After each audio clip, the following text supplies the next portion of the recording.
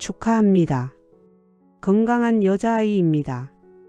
분만실에서 들려온 그 말에 미정은 눈물이 왈칵 쏟아졌습니다. 32살 딸 아영이 무사히 아이를 낳았고 미정에게는 꿈에 그리던 첫 손녀 할인이 태어났습니다. 엄마 정말 고마워. 친정에서 낳게 해줘서. 지친 딸의 손을 꼭 잡으며 미정은 마음속으로 다짐했습니다. 내가 딸과 손녀를 꼭 지켜줄게. 남편 건호도 손녀를 안고 흐뭇하게 말했습니다. 미정, 우리도 드디어 할아버지 할머니가 됐네. 그날 밤 가족들이 모여 새 생명을 축하하는 자리에서 미정은 오랜만에 진짜 행복을 느꼈습니다. 그때는 미정도 몰랐습니다. 그 좋은 날 뒤에 힘든 일이 올 줄은. 아이 낳은 지 일주일쯤 지났을 때 딸 아영이 조용히 말했습니다. 엄마, 나 이유도 없이 눈물이 멈추질 않아. 미정은 딸의 등을 토닥이며 달랬습니다. 괜찮아, 아이 낳고 몸이 힘들어서 그래, 엄마가 있잖아. 그런데 딸은 날이 갈수록 더 힘들어 했습니다. 할인이가 울면 내가 미칠 것 같아. 나 엄마 자격이 없는 것 같아. 아이한테 무슨 일이라도 생길까 봐 무서워. 작은 일에도 불안해하고 하루 종일 울거나 멍하니 앉아있는 날이 늘어났습니다. 미정은 병원에 가서 상담을 받아보자고 했지만 딸은 고개를 저었습니다. 괜찮아, 그냥 좀 피곤한 거야. 다들 걱정시키고 싶지 않아. 그때 사위 태훈에게서 전화가 왔습니다. 어머니, 아영이는 괜찮나요? 연락이 잘 안 돼서요. 미정은 애써 밝게 대답했습니다. 괜찮아, 둘 다 잘 지내. 애 보느라 바쁜가 봐. 전화를 끊고 미정은 속으로 생각했습니다. 내가 버텨야 해. 딸을 지킬 사람은 나밖에 없어. 딸은 점점 더 기운을 잃어갔습니다. 아침이 되어도 일어나지 못하고 아이가 울어도 멍하니 천장만 바라봤습니다. 엄마, 나 이제 못하겠어. 아무것도 못해. 그 말을 듣는 순간 미정은 속으로 마음을 굳혔습니다. 괜찮아, 엄마가 할게. 그날부터 미정은 쉴 틈도 없이 움직였습니다. 새벽 5시에 일어나 분유를 타고 기저귀를 갈고 딸 끼니를 챙기고 빨래를 하고 청소를 하고 장을 보고 저녁을 준비하고 밤중에 우유까지 먹였습니다. 남편은 야근이 잦아 집에 거의 없었습니다. 미정 괜찮아? 남편이 걱정하면 미정은 웃으며 말했습니다. 괜찮아, 내가 엄마잖아. 이 정도는 당연하지. 하지만 속으로는 점점 지쳐가고 있었습니다. 사위 태훈의 전화는 계속 왔습니다. 어머니, 아영이 목소리만이라도 들을 수 있을까요? 2주째 말을 못했어요. 하지만 딸은 전화를 받을 상태가 아니었습니다. 미정은 점점 불안해졌습니다. 지금은 전화 못 받아 애 보느라 정신이 없어서. 사위가 주말에 내려가 보겠다고 하자 미정은 자기도 모르게 목소리를 높였습니다. 오지 말게, 자네는 일해야 하잖아. 여긴 내가 알아서 할 테니까. 전화를 끊은 미정은 속으로 생각했습니다. 사위가 보면 안 돼. 딸이 산후 우울증이라는 걸 알면 딸을 데려가 버릴지도 몰라. 내가 어떻게든 해야 해. 한 달쯤 지나자 미정은 몸이 먼저 버티지 못해 아침이 되어도 일어나기 힘들었고 밥맛도 없고 잠도 늘 부족했습니다. 큰딸 수진이 걱정하며 말했습니다. 엄마, 이거 산후 우울증 같은데 엄마 혼자 감당하는 거 아니야? 우리가 도울게. 하지만 미정은 끝까지 아니라고 했습니다. 아니야, 그냥 좀 피곤한 거야. 괜찮아.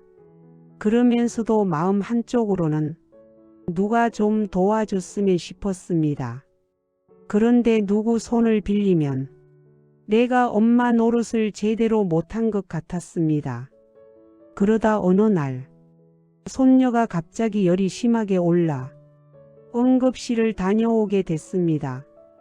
미정은 집에 돌아와 울음만 꾹 삼켰습니다. 마음 놓고 한번 울고 싶었습니다. 그리고 다음 날 아침 식사 준비를 하던 중 갑자기 심한 어지럼증이 몰려오며 쓰러졌습니다. 접시가 깨지고 딸의 비명이 들렸습니다. 엄마, 병원 진단은 과로였습니다. 많이 무리하셨습니다. 당분간은 푹 쉬셔야 합니다. 그 말을 듣는 순간 미정은 눈물이 흘렀습니다. 미정이 쓰러진 뒤에도 집안은 더 어수선해졌습니다. 딸은 미안한 마음에 더 움츠러들었고 아이는 자꾸 울었습니다. 집안일은 산더미처럼 쌓였습니다. 미정은 몸이 떨리는데도 사위에게는 또 괜찮다고 했습니다. 괜찮아, 다 잘 지내. 하지만 밤이 되면 미정은 혼자 속으로만 울었습니다. 딸을 돕고 싶었을 뿐인데 왜 이렇게 된 걸까? 왜 나까지 쓰러져야 하는 걸까? 쓰러진 지 사흘째 밤 사위가 전화했습니다. 어머니 아영이가 이상해요. 말을 제대로 못해요.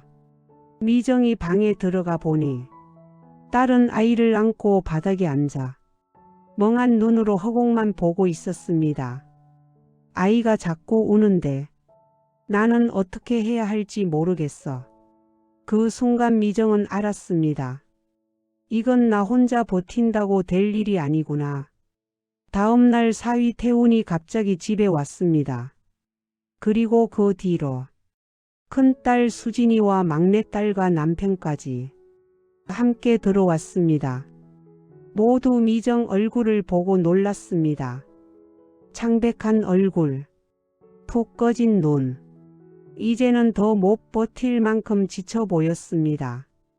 문을 열고 들어간 딸 방에서 모두 숨을 죽였습니다. 딸은 머리가 헝클어져 있었고 잠옷을 입은 채 아이를 안고 바닥에 주저앉아 있었습니다. 그때 미정은 끝내 울음을 터뜨렸습니다. 미안해, 내가 어떻게든 해보려고 했는데 내가 못해서, 다 내가 못해서. 남편이 미정을 안으며 말했습니다. 당신은 할 만큼 했어. 혼자서 여기까지 버틴 것만 해도 정말 애쓴 거야.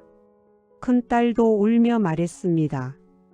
엄마 왜 혼자 안고 있었어? 우리도 있는데. 그리고 미정은 한참을 울다가 겨우 말을 꺼냈습니다. 도와줘, 나 혼자서는 안 되겠어.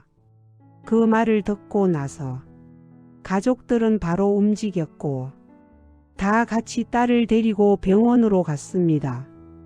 의사는 말했습니다. 산후 우울증입니다. 치료하면 좋아집니다. 제일 중요한 건 혼자 다 안고 가지 않는 겁니다. 그리고 가족들에게도 분명히 설명했습니다. 이건 드문 일이 아닙니다. 호르몬 변화로 생기는 거예요. 어머니 탓이 아닙니다. 사위는 딸 손을 꼭 잡았습니다.